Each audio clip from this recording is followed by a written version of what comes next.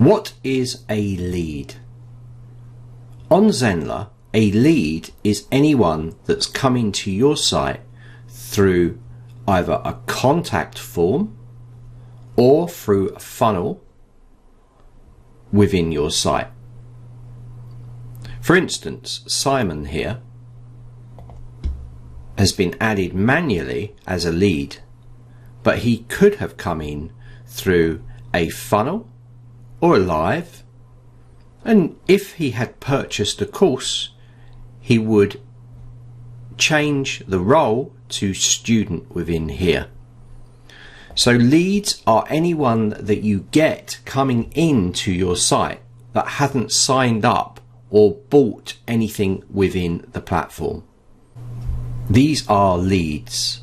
Leads have no access to the admin side of your site, but you have the ability to send emails out to them and also automations if they've signed up through a funnel. This is leads on your Zenler site.